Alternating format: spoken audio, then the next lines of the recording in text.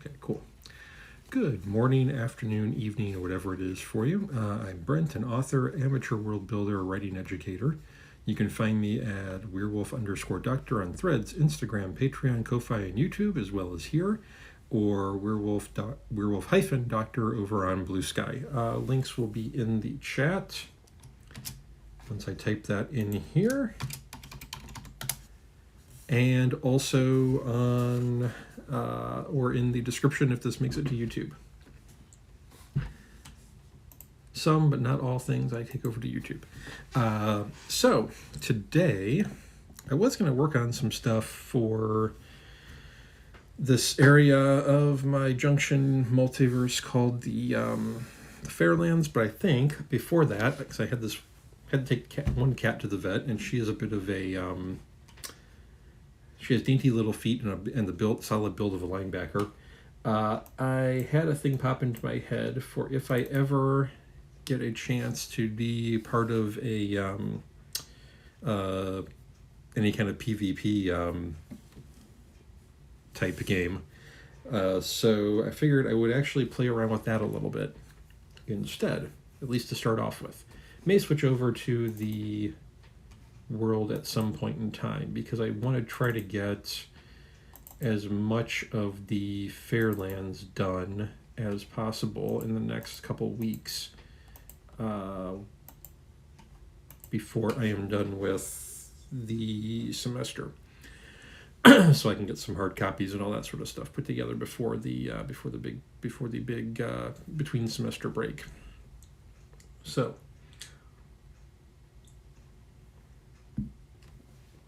once I get my software here loading, if it loads, when it loads, will it load? Yeah, that's okay. Don't care. Fine. And fine. Don't care about that. There we go. Cool. So I think since a lot of the ones I've caught are about 10th level, give or take, I'm going to go ahead and do that. This character is, actually, I'll start with the name.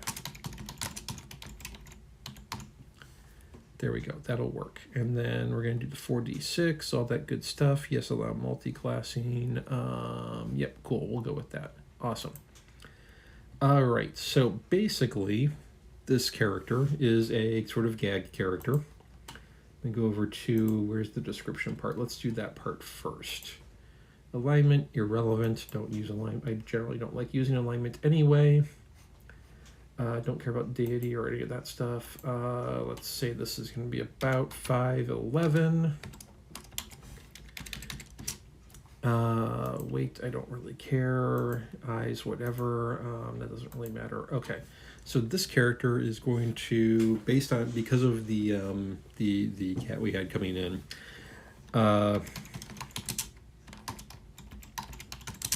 The character name will be Biggest Chunkus, because I was going for that sort of idea. He will be a, let's see, is this a good spot for description, or do we have other spots for description here? That's backstory, that's background features, no. Notes, yeah, I guess that would be, that's additional features. Let's cut that from there and put it in the notes, I guess. Yeah, I'll go ahead and put that in notes. Why not? Is a large orange tabby tabaxi. Not the brightest in the world, but means well. It's a little brief, little descriptive brief thing first. All right, so then building. So first we're going to come down here. We're going to do tabaxi. Do I want to go with the photo? I think we're going to go with that one. We'll go with that tabaxi. We're going to go with a medium base. And because of the, I'm going to change photo here real quick.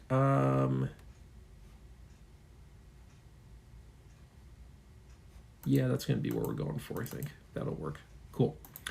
Let's go over to class. So this one is going to be a little weird. So I want to have barbarian in there, but I also want to have fighter for a reason. So I think we're going to start off with fighter and move it into barbarian after a couple levels. For fighting style, I think I want to go with, even with the barb, I think I want to go with,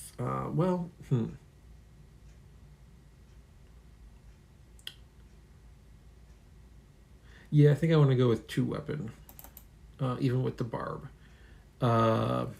just because of reasons. For background, doesn't really matter too much. For like a one-shot type setup, let's go with, I don't know.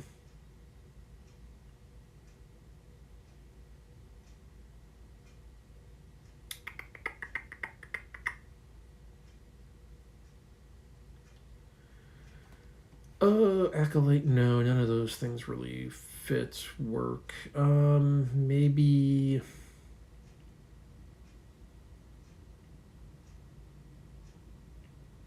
Yeah, let's get the Sword Coast Adventurers thing. Go City Watch. Why not? That's got some interesting stuff with it. Not really worried about. Let's see. Sparing cautionary tales. Face problems head on. Yeah, that sounds about right for an orange boy.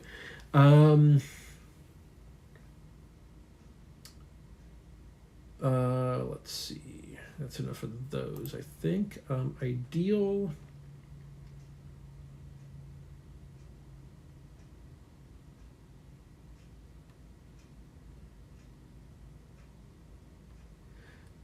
Yeah, Live and Let Live is kind of a good orange boy ideal, I think. Let's see.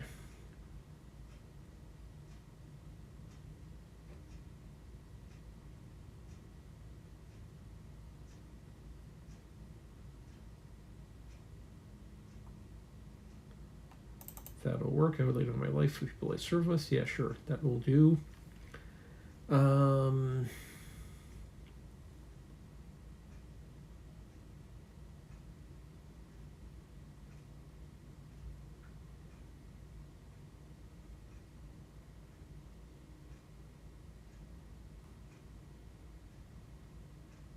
Made a mistake. Yeah, that would be an orange boy.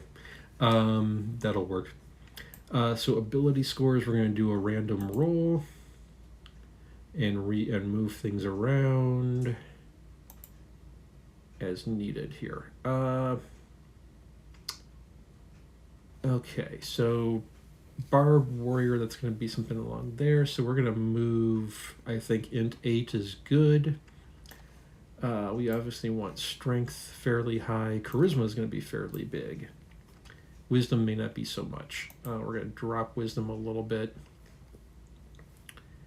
because we got an orange boy. We'll put that point over there. Let's see here. Actually, let's just go ahead and see what we get there. Okay, that works. Let's drop that by 4.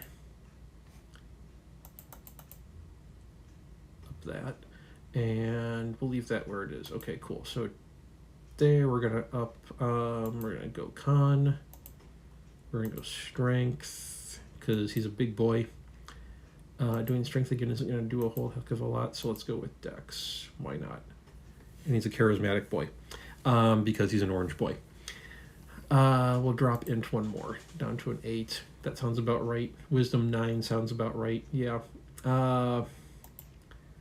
Languages doesn't really matter too much.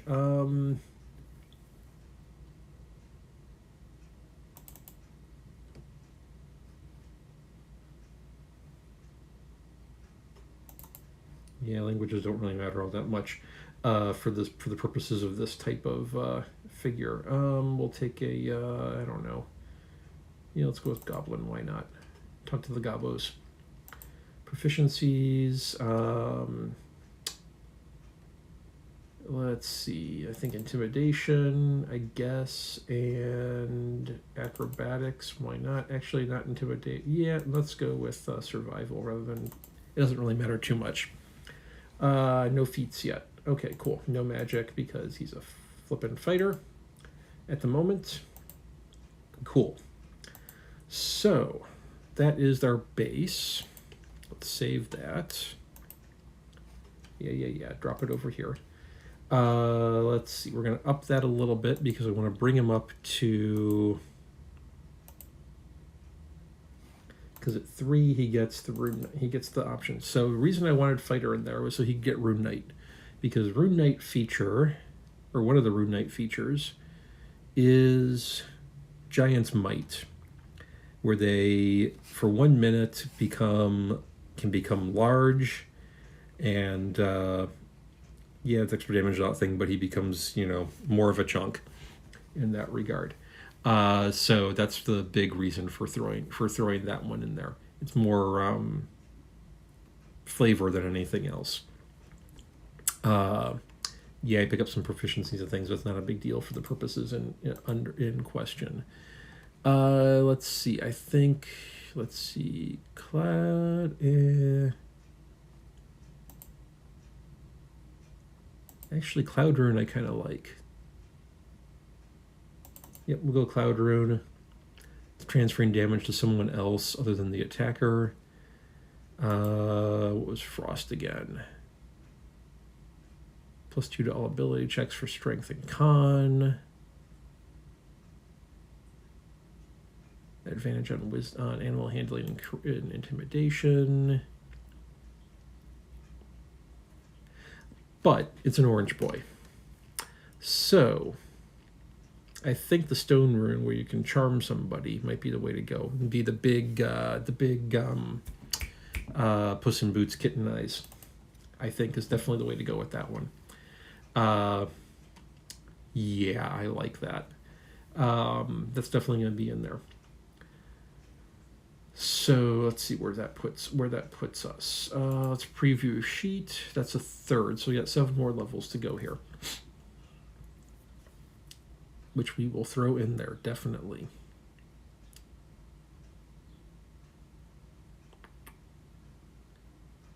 Yes. Okay. Cool.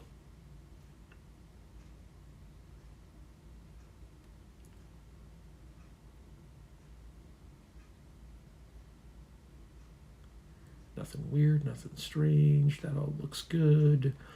Okay, cool. Nice. I'm not going to bother with anything like equipment or anything like that in this case, because that would be a situation that'd be up to the individual situation and whatnot. All right, we're going to barb for the rest because rage seems like a good thing to add in here, because just for fun. We'll level up the barb to...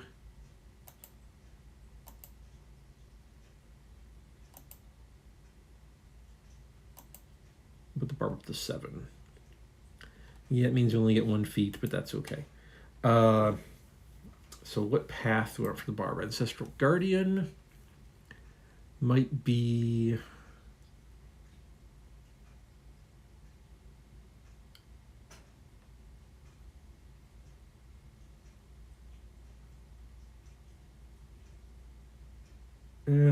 not so much. Beast, maybe. Nah, maybe. Berserker, maybe just the base. Yeah, the Mindless Rage, Frenzy. That might just be the way to go. Storm Herald, doesn't really fit necessarily.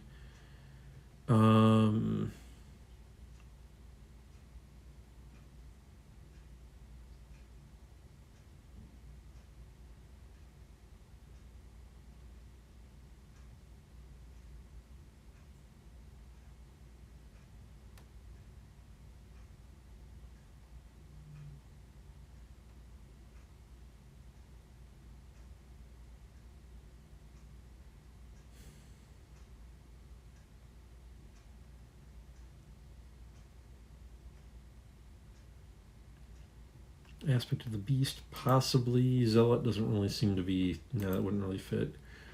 Wild magic, though.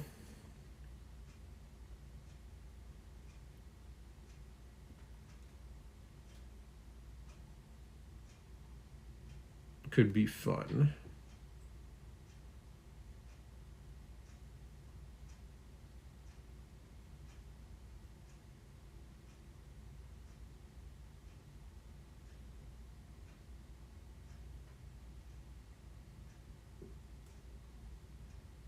Yeah, I think wild magic could be fun. Why not?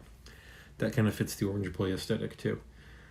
Feat. Yeah, I think we're going to go with a feat rather than an attribute boost, just because those are a little more fun, and a feat can also incorporate an attribute boost in some cases. So we're going to look for something that's going to be appropriate to the concept.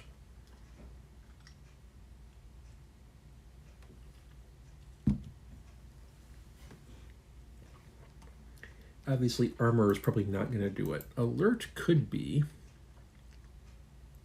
but that's not really a good Orange Boy thing. Athlete could be. That would kind of fit.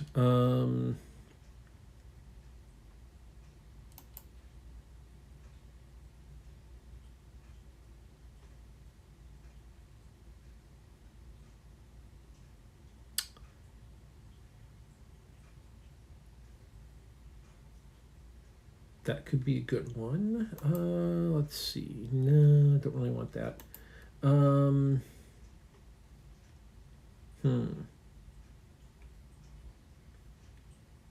Figuring out what to throw in here for observant definitely would not be.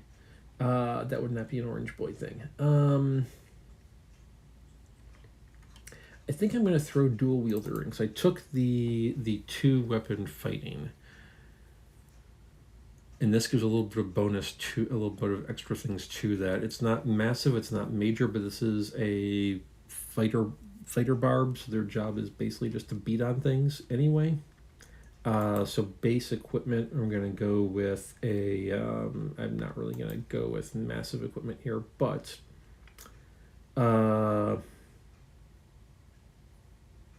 What are we going to throw in there? Decided to have fun with it. So let's go with a long as primary. Yeah. Add that to attacks. That's primary. Good. And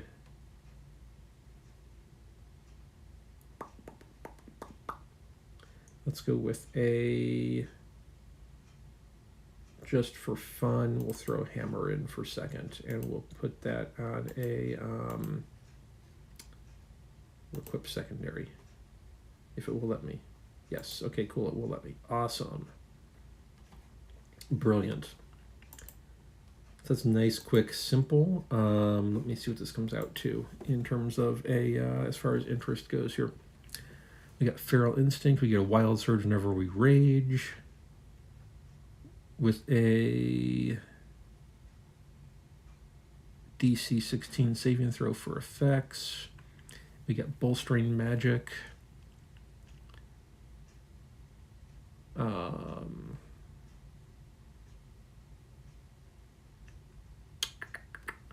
What's the DC for that stuff? I don't know.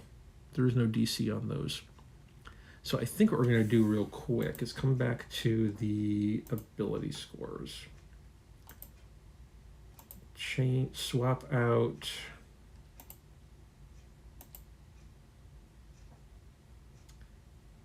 strength and con with each other.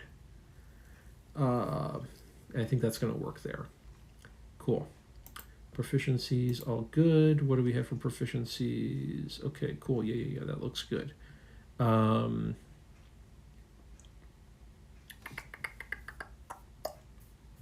Yeah, those are looking okay. Not too unhappy with those. Not the most perceptive in the world, but that's fine. Not the sneakiest in the world, but that's fine. He's a big orange boy.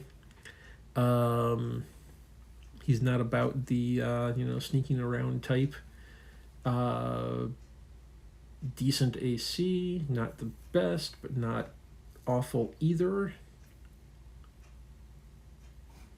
Actually, redo preview. There we go. Flip that around. There we go. That's better. Might be able to do better with some. Let's see. Where is that again? If your armor equals 13, you can use a shield and still gain this benefits. Oh yeah, he's got no dex bonus. That's why. That's why that's down there.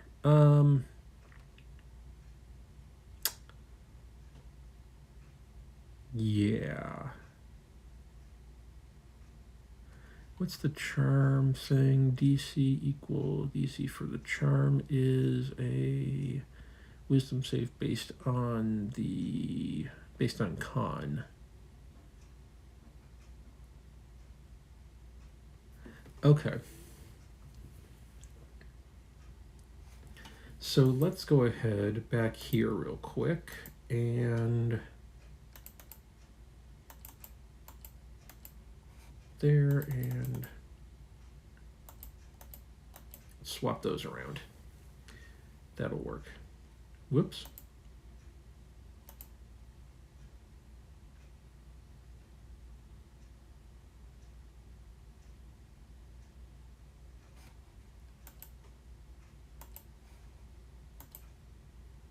There we go. That's better.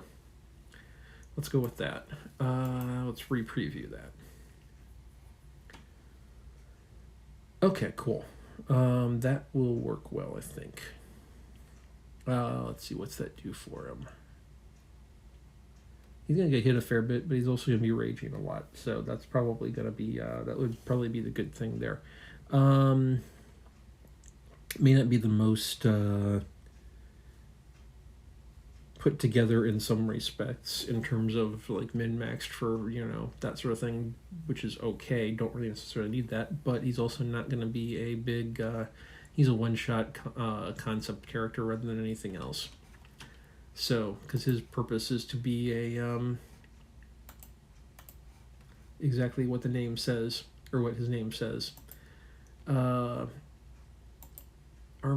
Base armor to be over 14, but still get a +2, or over 13, still get the +2. So, yeah, that would only be gain 1 point from armor, basically, maybe 2. Not worth the effort. We'll keep that where it is. That's fine. That looks good. I'm reasonably happy with that. Definitely something that can be futzed with and mucked about with, but yeah, I kind of like that. So we get the 5'11" Tabaxi Orange Boy who can become a large category, which would be... It's not really well defined in 5e for whatever reason. Let's see.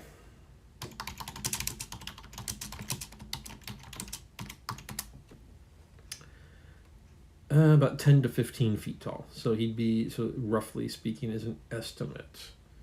Or 8 to 16. Or, what is it? Yeah. Around 10-ish or something like that. So there's a lot of variation floating around here.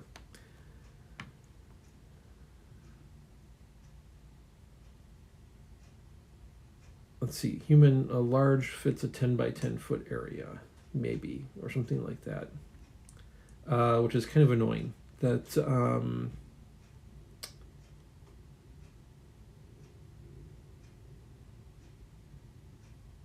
it's kind of annoying that 5e doesn't really have like what the size categories translate to. That makes things a little more difficult to figure out.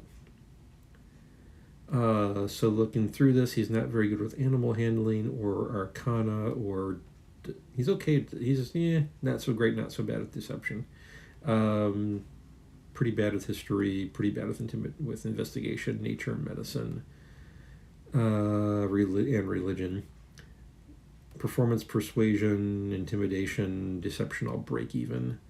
However, he can get, with the stone giant bit, he can get he can force a charm to any creature that's within 30 feet of him, or a creature within 30 feet of him. He can also get advantage to sleight of hand and deception checks, and advantage to insight checks. Which is insight is +3, so not that bad, not bad. But he is good at athletics and acrobatics and stealth, so he's a good orange boy. Yeah.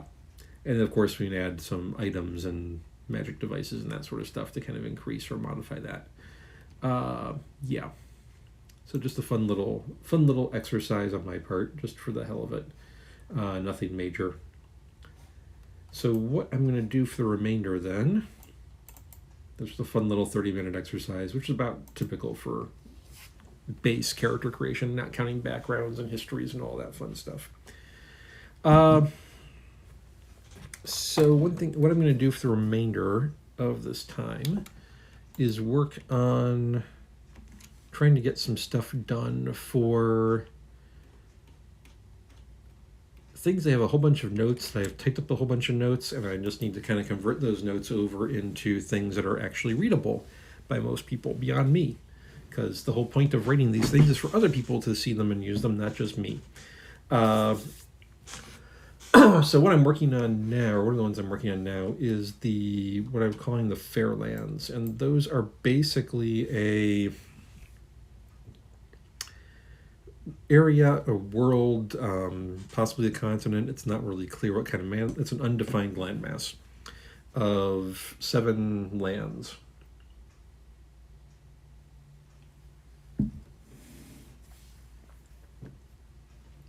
They are the Deathlands, Drakelands, the Forest or Refuge Forest, the 7 cities which are in the center, the Sea of Stars, the Weird Lands, and the Undying Kingdoms. And each of them has their own, most of them, except for the Forest and the 7 cities, each of them has their own kind of unique magic, or type of magic, and each of them has their own. There are no gods, but there are powers that are there that are not. They're not divine, but they're not. But they're not mortal either. So in the case, and each of those is kind of unique to the thing. So the powers of the Deathlands don't really exist anymore. They sacrifice themselves. The Drakelands were the Great Worms. What's next? The Forest is basically spirits. The 7 cities have archmages. The Sea of Stars has the navigators. What was left? The Weird Lands have the founders, which are the founders of the various lines of weirbeasts. And the Undying Kingdoms have the Undying, who are basically immortal rulers of the land, who divide up and kind of fight amongst themselves and politic amongst themselves and all that fun stuff. So right now I'm big on the Refuge Forest, or the Forest, which was largely inspired by, and kind of built the whole thing out of it. Oh, the other reason these are the Faire Lands is that they're the lands that are visited by the Fair, that just kind of travels around via mysterious fashion between all 7 lands, including the Sea of Stars that nobody goes to, and the Deathlands that are barren and abandoned, essentially. But the Fair still goes there for some reason. The Forest itself, though, was partially or largely inspired by Isle Royale National Park in the States, just kind of north. I guess it's technically part of Michigan, although it's north of Michigan. About 4 hours by ferry north of Michigan, or a few hours north of, about 4 hours north of Michigan by ferry, something like that.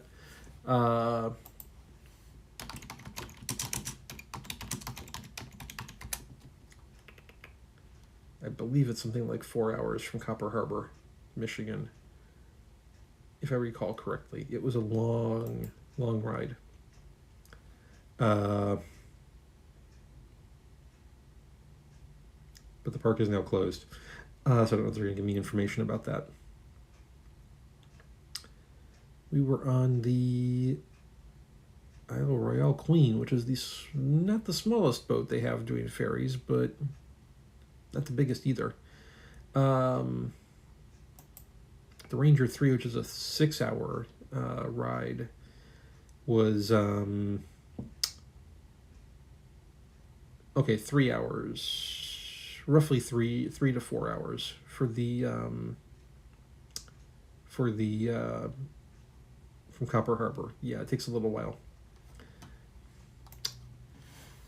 But this was kind of loosely inspired somewhat by that park. So basically, the forest, and it's also kind of inspired loosely by the. I'm not going to talk necessarily a whole lot during this, but unless somebody pops up here. But the forest is also kind of loosely inspired by the fairy tale folklore type forest, where there are things that are living in there. So it's an attractive place.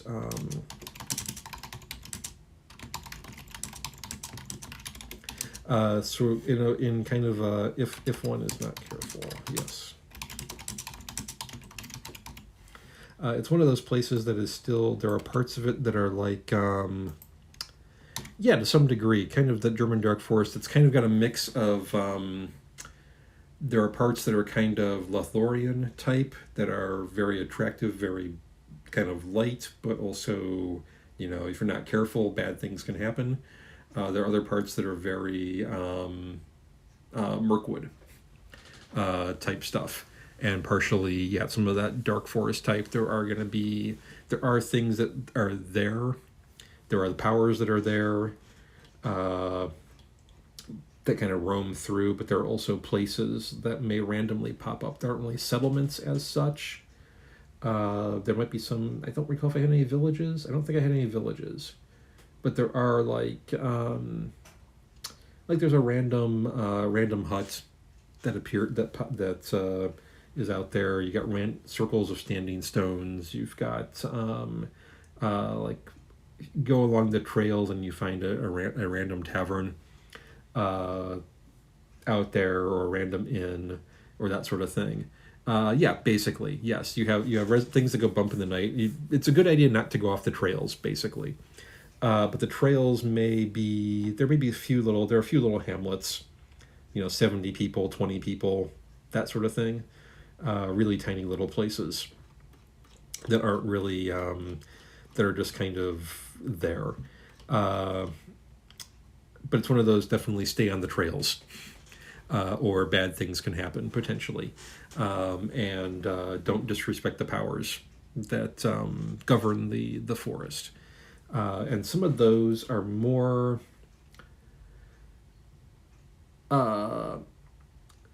so there's basically a king and queen of the forest sort of idea.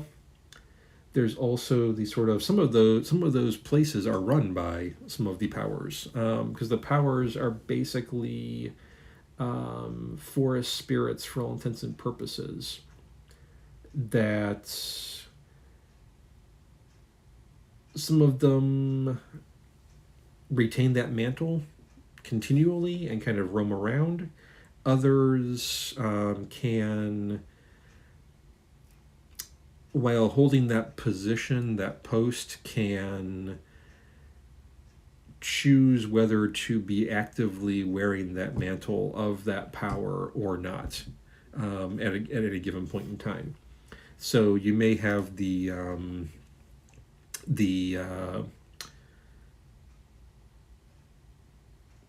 resident of this hut you stumbled across might appear to be the kind of classic, forest crone doing her thing, but she may also be let's see, where's one of the ones I pull up here? She may also be able to be the Gray Lady, who is the kind of keeper of the forest lore and the kind of adjudicator of the forest laws, the enforcer of traditions. But she may not necessarily wear that mantle continuously. So the folks that are in there, we got the stag-horned king, we got the white queen who's also in there. These ones are color-based in some respects. I've got a blue liege who is basically has control over the magic of the forest, and is kind of knows about, understands the unique magics of the forest. We have the brown lady who's kind of the huntress and the animal type. We have the green liege, who is the kind of the plants, the trees type representative. The gray lady, who is the kind of advisor, the lore, the judge, the enforcer of tradition, that sort of thing. We have the red lord, who's sort of the champion of the king queen, and then we have the white queen, who is the essentially default de facto ruler of the forest, or leader of the forest, kind of a Galadriel type figure in some respects. Who can go multiple ways. And then we have some other folks who came in from other powers that came from other lands that have kind of moved into the area, which has caused issues for the lands they came from, because the powers are all very much tied to and tethered to their lands.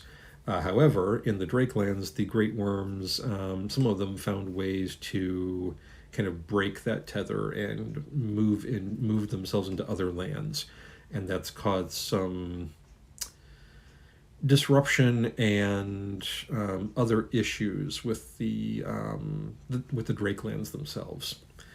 So there are some issues going on there, and of course, when one of them moves into another land, so we have one great worm that moved into the forest, and that's going to definitely cause some issues is causing some issues with the powers of the forest, that are obviously not particularly pleased by that, for various reasons. Yeah, potentially something like that could come into play, where it becomes an issue of stumbling across, or you could have stumbling across a situation you don't want to be involved in, where, say, one of the forest powers is actively working against or actively engaged with the great worm, and then you, as the kind of person walking through the woods, decides that maybe that's not such a place to be, a place you want to be right now, because it's likely to cause a lot of collateral damage, to put it nicely. If you had we'll use that example, you had take the movie version of Hobbit, where you have Elrond, Galadriel, and Gandalf gathering together to take on Sauron at the necromancers, Sauron as the necromancer, and then they come by, and you're the little hobbit who happens to be in that area, and you think, yeah, no, I don't want to be here anymore. Yeah, basically something along those lines. It's probably a good way to just kind of like, nope, I'm heading out of here. I got other places to be.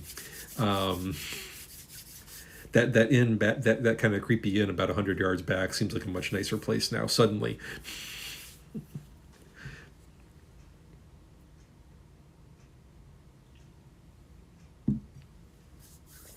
Or if this was used in a RPG situation,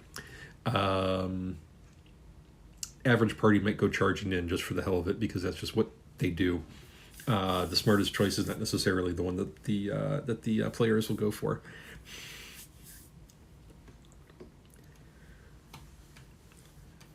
let's see, where was I? Where were we here? Yes, okay, so this is one of those places that's very attractive in many areas, but highly dangerous if you're not careful.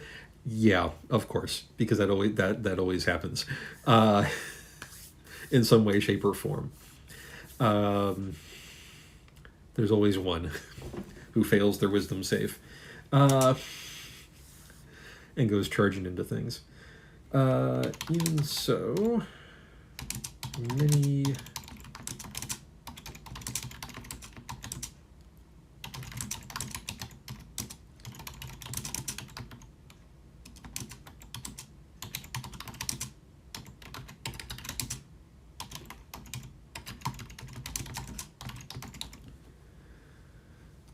let's see, what else do we have here? So one of the things, the forest has its own kind of, it's one of those places where it doesn't have a specific magic to itself. Like, so for example, the Undying Kingdoms are really necromancy focused. The Faire Lands have this thing called the Shard that is kind of the source of arcane power in the land. So you have to kind of bond to the Shard to use magic and that sort of thing.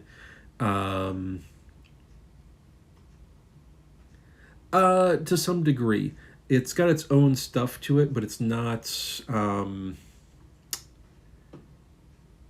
Rather than having one particular type of magic, there's a lot of little like unique things to it. It's more, I guess, diffuse in some respects, and not necessarily so unified. So, like, the Undying Kingdoms have necromancy as their big unifying thing. The Faire Lands have the shard magic as their big kind of unifying thing. The Drake Lands have magic based on dragon parts. So the power for spellcasting kind of comes through like a dragon tooth or a bit of dragon scale or bone or something along those lines. Whereas the forest is more unclear what's going on there. So the various major residents may have their own kind of unique capabilities in that regard. To put it in sort of a D&D-ish terms, it might be like, I'll use Robert Hartley's phrasing of there may be a lot of hag bullshit going on as far as magic goes, where the kind of D&D hags have their own kind of magic that doesn't really follow the rules of other magics, essentially. And I kind of like his phrasing of that, of there's a lot of hag bullshit going on, because that kind of makes sense, and it kind of makes some sense and makes work of things. This is the kind of place where you might have your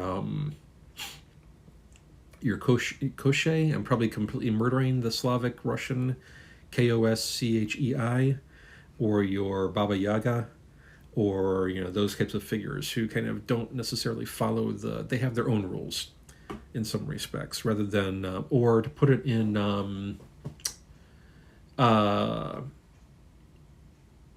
yeah, I can go with that one. That would also work. Let's see, what was the name of that one?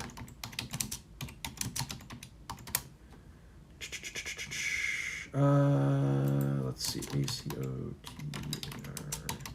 Yeah, I want to see this map real quick. So to put it in kind of, those are Etsy, whatever. Let's go to images. Sorry, I'm trying to look up a map here real quick. If to put it in terms of like I'm going to use Sarah J. Moss as an example here. If we take a look at, say, Prithian, and you have the space, where was it? What's the name of the forest? There's the forest, there's the mountain forest area between the Dawn Court and the Winter Court, between the seasonal courts and the day-based courts. South of that band, you have the Winter Court, the Spring Court, the Summer Court, the Autumn Court, and north of that band, you have the Dawn, Day, and Night Courts.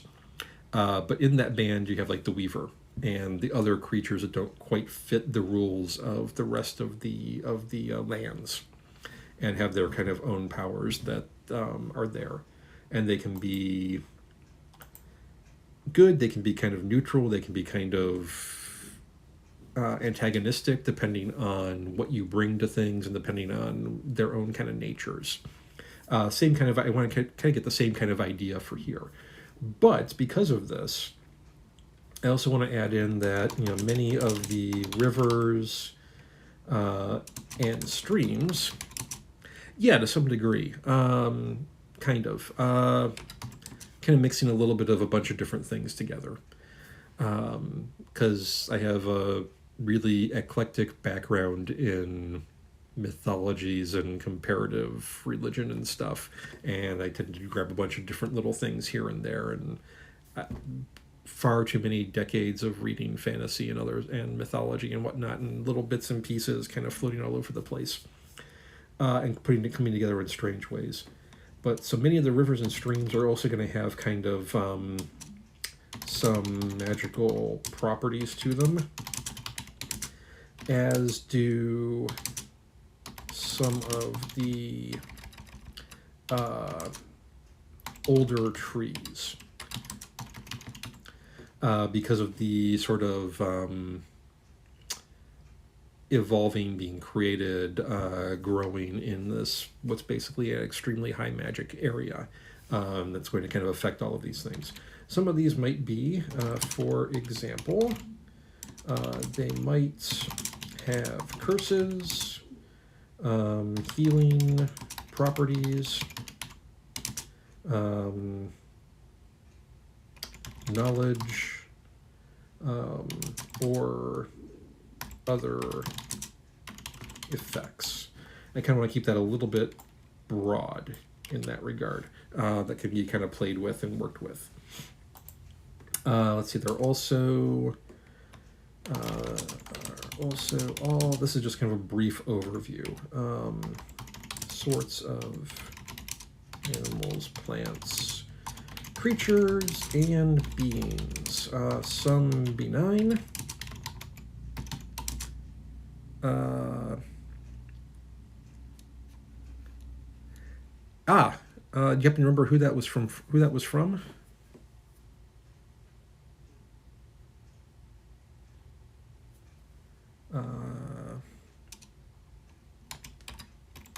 Others malignant, many apathetic, most somewhere in between.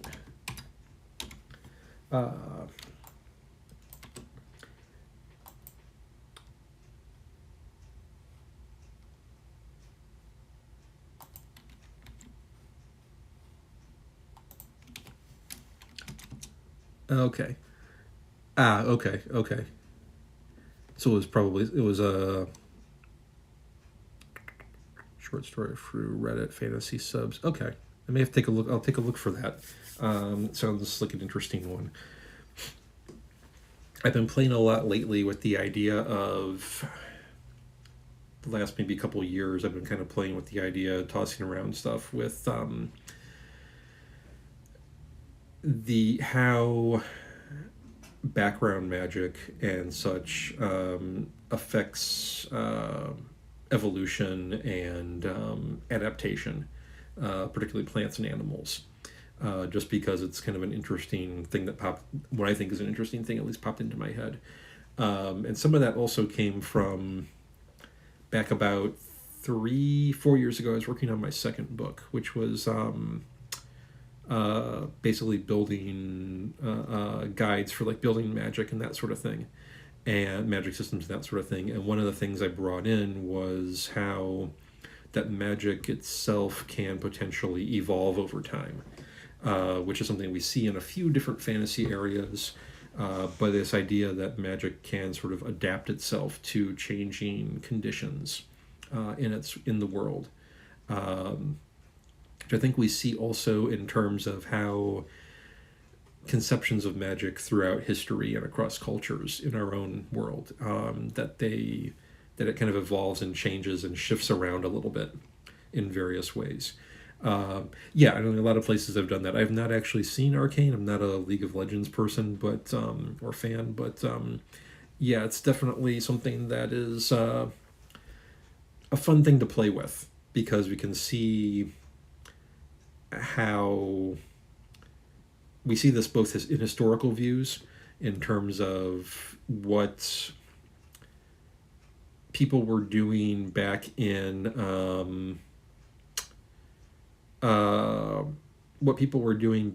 say the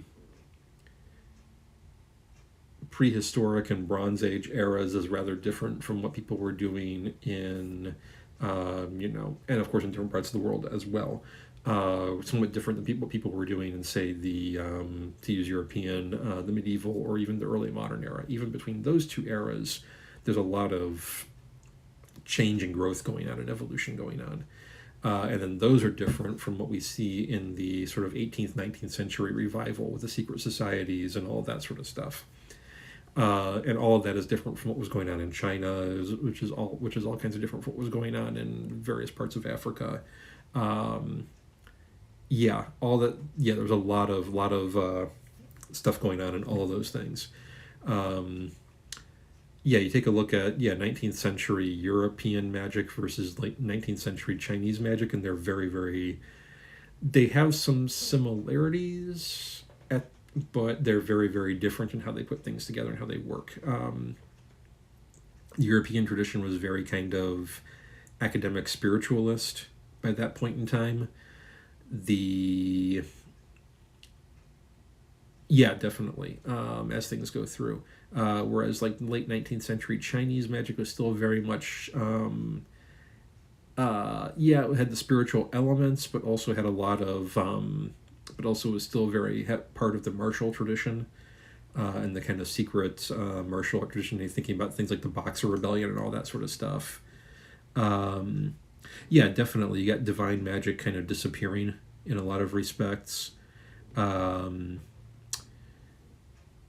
China's always a little weird in that regard, because you've got so many different religious traditions coming together, and you have so many different philosophical traditions that are kind of borderline spiritual religious coming in, that all kind of create this very conglomerate effect that kind of muddles a bunch of different things together.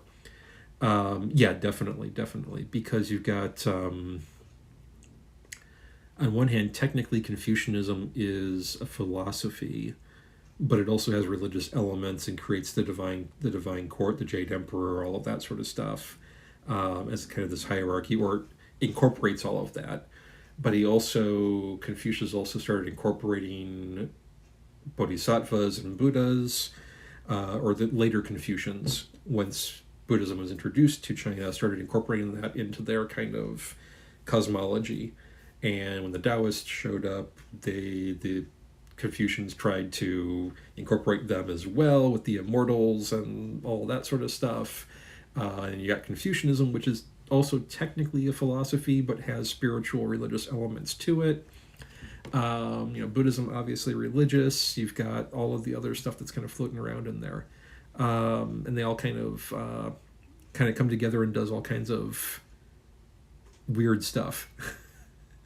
And then you got Japanese, which also mixes in a whole bunch of different traditions in various ways. For the last 16 years, I've been studying a martial art called Aikido, and it was founded by a guy named, I'm probably going to murder his name, but Morihei Ueshiba, who is Japanese, who is obviously Japanese from the name, but one of his last students, Mitsugi Saotome, who came to the U.S., had a book a while back in which he talked about Japanese society being one where, how did he put it? You can be born in a Catholic hospital, raised Buddhist, and be buried in a Shinto cemetery, and nobody bats an eye. So you got all that kind of other stuff kind of mixing together, and Ueshiba himself was mixing Shinto and Buddhism together in his own kind of way. But you also get Zen and all that sort of stuff before coming through there. I don't think it directly came from him, but he was definitely that quote. I don't think directly came from Saotome, but it definitely was one that that was fairly common. I think he was phrasing it more as a common saying within the country, that it didn't necessarily originate with a particular person or something like that, but it was a very common saying about the country and whatnot. Yeah, it's very interesting when we get to like China, Japan, and Southeast Asia. We're dealing with religious stuff because there's so many different things coming together in one place, in one kind of area, that mixing together and getting all kinds of different weird stuff coming out of it, which is really cool in many ways. Yeah. I am really easy to kind of slide off into different routes and things. But yeah, basically this is one of those places where the forest is kind of known for has many tall hills, 100 feet. Oh, definitely. I had a guy back when I was before COVID. I work in I teach college composition, but I also work in a writing center on campus. And I had this guy who was a medical doctor from Egypt who was taking classes. We're a community college. He was taking classes just to improve his English. And he would show up for sessions he'd make sessions with me. He'd show up. We have 30-minute sessions. Usually we were pretty quiet when he came in, when he was typically coming in, so we hung out for a while afterwards. But he would have a paper. We'd look at it for about 5-10 minutes. It'd be in great shape for his history class or mythology class, whatever he was taking at that time. And then we would spend the next the remaining 20 minutes plus whatever time, if I didn't have anyone scheduled after him, talking mythology and talking history for sometimes an hour or so after his session was technically over. That was a lot of fun. We had a lot of comparative mythology talk and all that sort of stuff. It was a lot of fun.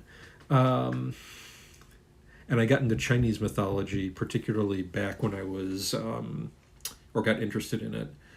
I haven't delved too far in, but back when I was in third grade, so I was about 9-ish years old, about 1987. Yeah, early 1980s, spring of 87.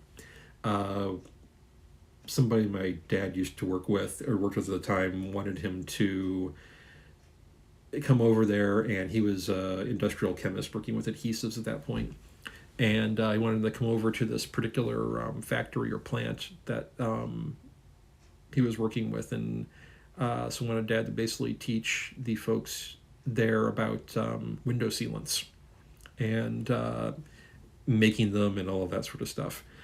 So Dad's requirement for this was saying, yeah, he'd do that, but the requirement he had is that he got to bring myself and Mom with him.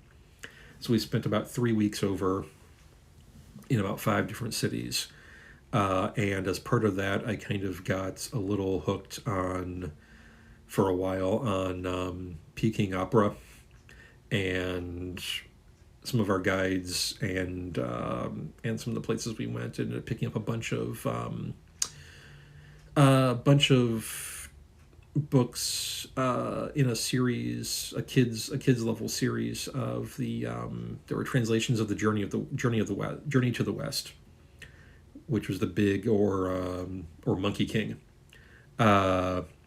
So yeah, there was a whole not really a whole lot to watch on the hotel TVs, but Peking Opera came on in the in like the mid afternoons or whatnot. So I'd finish up my schoolwork, and if we weren't going somewhere to look at something that day, I'd flip around a little bit and found Peking Opera and would sit there and watch that for a while. I had no clue what the heck they were saying, but it was the spectacle of it was very interesting.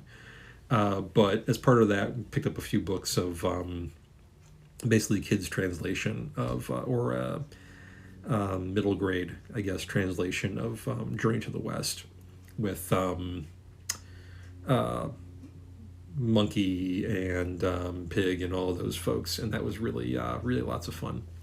And that kind of piqued some interest. And then took a traditional China history course in college as part of my minor, which was also a lot of fun. So it was a lot. So that kind of piqued some interest and definitely kind of worked with some of that.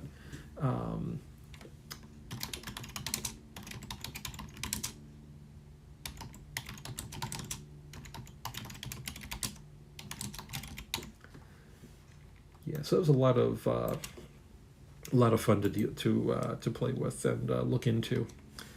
So basically, I get this. Essentially, how I'm breaking down a lot of these files for the Faire Lands is kind of a brief overview, then kind of the powers that are there, then kind of politics, culture, history, the magic groups, locations, settlements, people, or nodal people.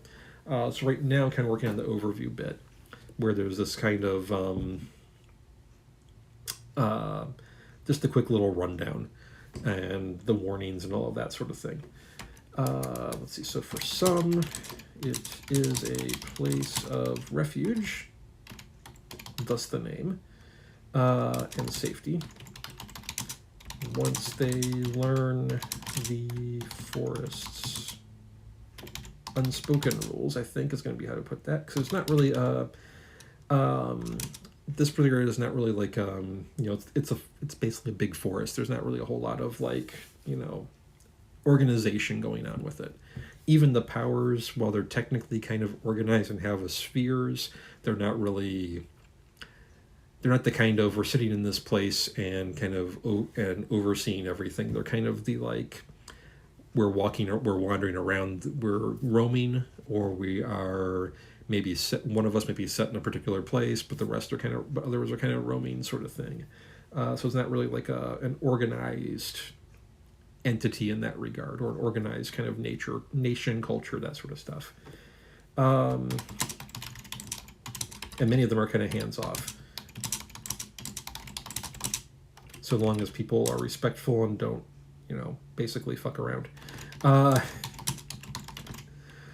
If they do, then there's going to be a problem. But yeah, to some degree, something like that. There may be some territorial things going on with it. There may also just be the kind of, we're going to walk, the entire land is our territory, and we just kind of wander wherever we feel like it.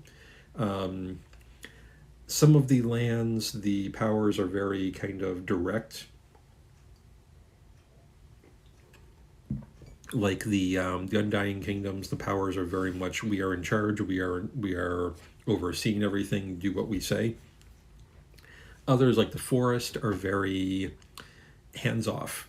They're very much the yeah, we're here, yeah, we're technically in charge, but do what you want to do as long as it doesn't screw things up too badly.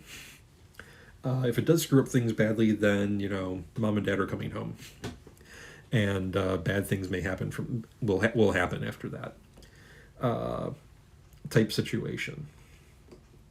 Perhaps the most important rule of the forest is to stick to the trails.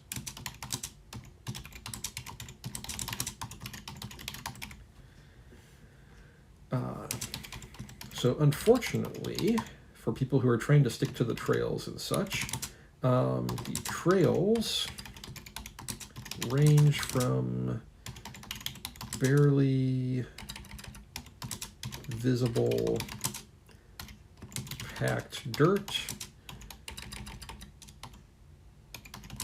to stone slabs to paving stone, all in various states of parenthetical dis hyphen repair. So one of the primary rules of the forest is stick to the trails, but as we find with Mirkwood, the trails are not necessarily always the best or always visible. So people can get off those tracks very easily.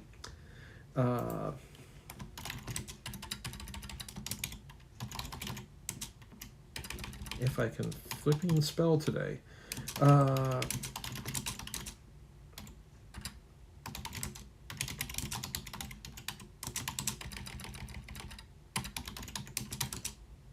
What did I call those? Excuse me. What did I call those down here? Oh yeah, that's the other thing that's going to come into play as far as culture and stuff. Things are going to go through there. Obviously stay on the path and all that sort of thing. But yeah, steadyings, holdings. That's the term I used there. Okay, cool. That's what I want to bring up here. Then I want to echo some of that language in various spots.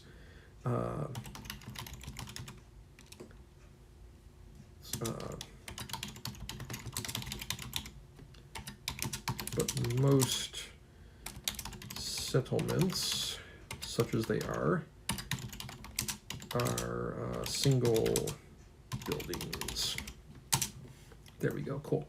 So in the kind of like short version, the biggest rule of the forest is to stick to the trail and stick to the paths. Don't go off the path, because bad things can happen off the path. Very Mirkwood-like in that regard. However, just to throw things in additionally, I've set up basically 5 kind of rules that are very much kind of fairy tale rules or folklore rules. There's the respect power, respect ownership, rules of hospitality, oaths or binding, and kind of reciprocation, which would be basically fair trade. And a lot of these are basically kind of the fairy tale folklore rules in some regards. And some of them are going to be enforced by the people of the forest. Some are enforced by the forest itself. That would be like the people who violate it may find that trails are blocked to them. Streams along the route mysteriously dry up. Paths lead them only to the most dangerous parts or the most dangerous denizens of the forest because they broke the rules.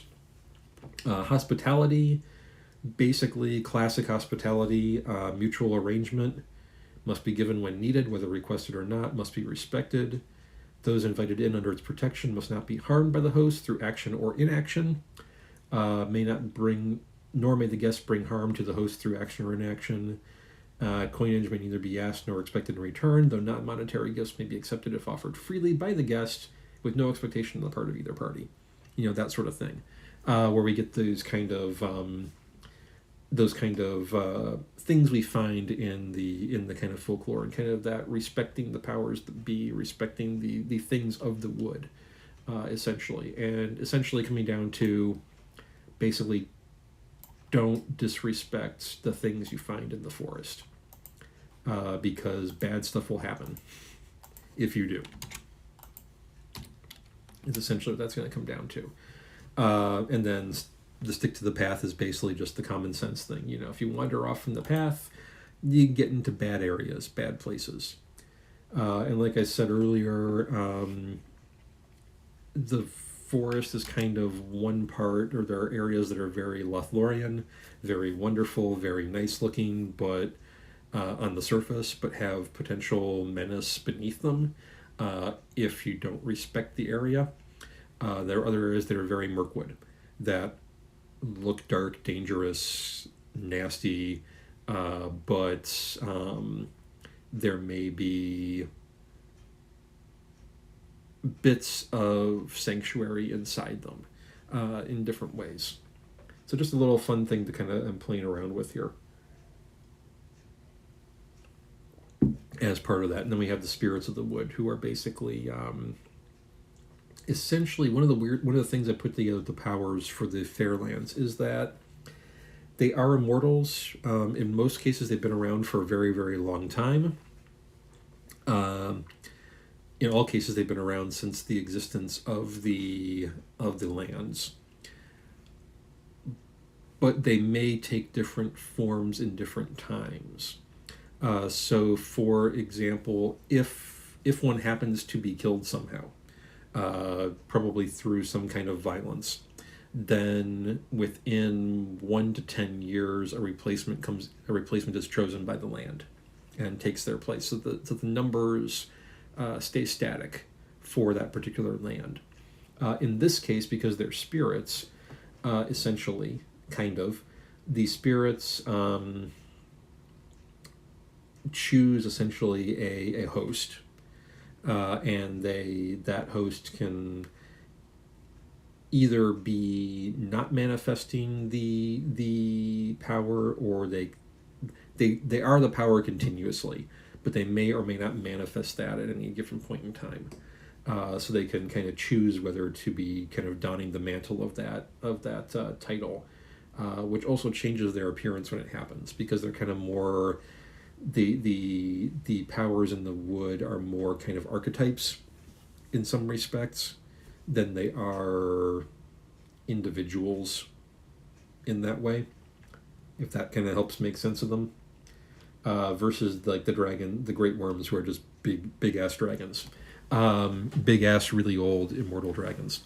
With the great worms, you don't name them by name. They have actual names, but they're generally referred to by nicknames, because if you use their actual name, they're probably going to start looking at you.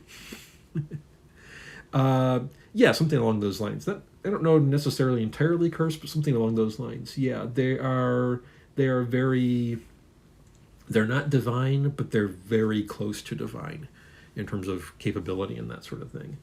But they also have the job of being bound to the land and sort of essentially protecting the land, which is also why the Deathlands don't have powers anymore, because the Deathlands had a particular magic that was a crafting magic, where they could imbue objects, imbue items with power, with magic. But that was fairly limited. Some may or may not. Depends. I don't think I have any that have been...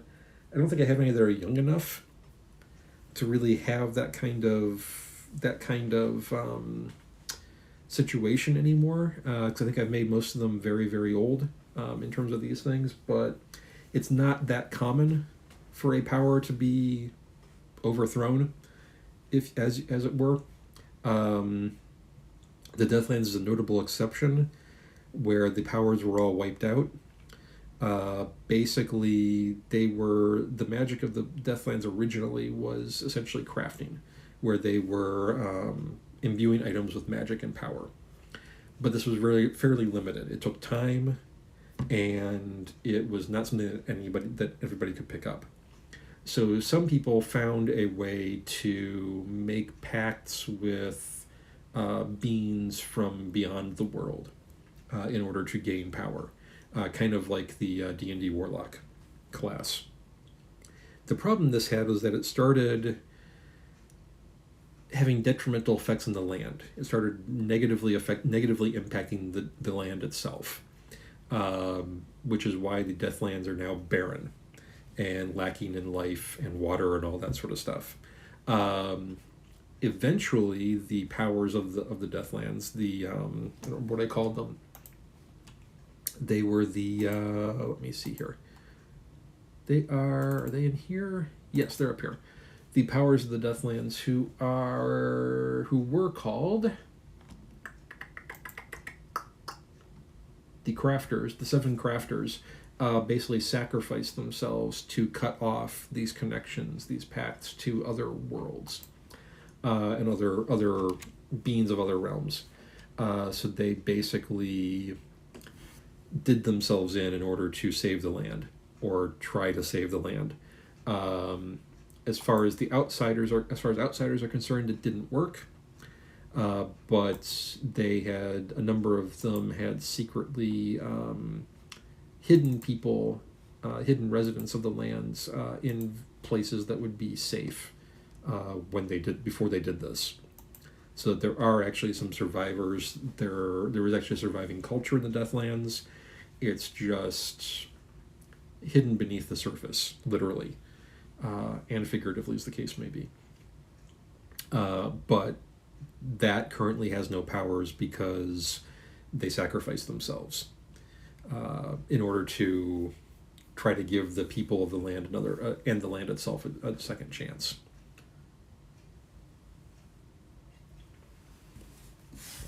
Whether that is successful and whether that works is another story. That is a to be done thing sometime in the future. Actually, what I need to do here is make sure I get these in, and I make sure that I got these in the same format that I did with the other one. So they are going to be that. That's one of the difficult things with this, is making sure I am being consistent across multiple documents. I decided in this case that it was going to be easier to make each land its own document for drafting purposes or taking notes purposes.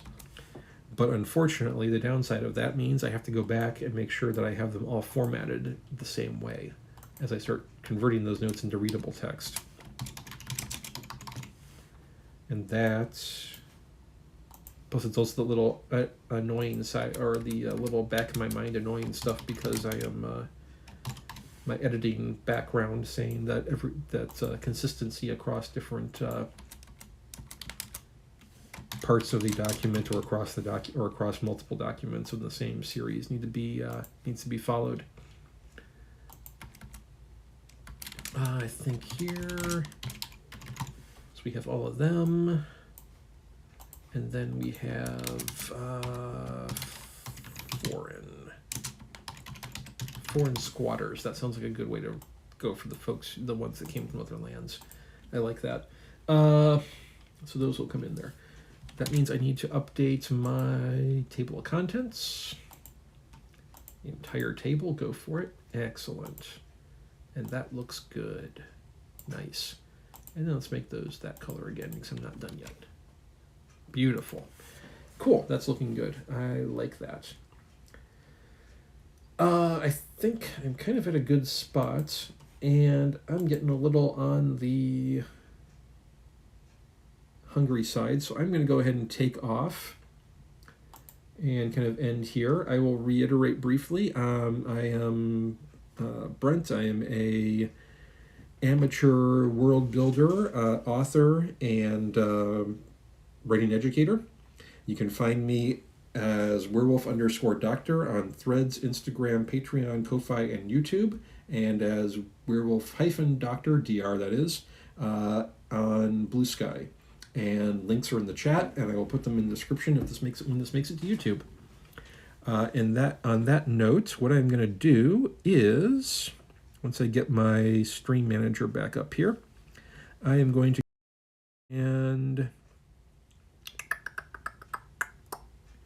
raid over into, I think, Caustic Phoenix's stream, because she's the only one I've got who's online right now. So we'll just jump on over there, and hopefully see everybody next week. In 5, 4, 3, 2, and 1, and there we go. Cool.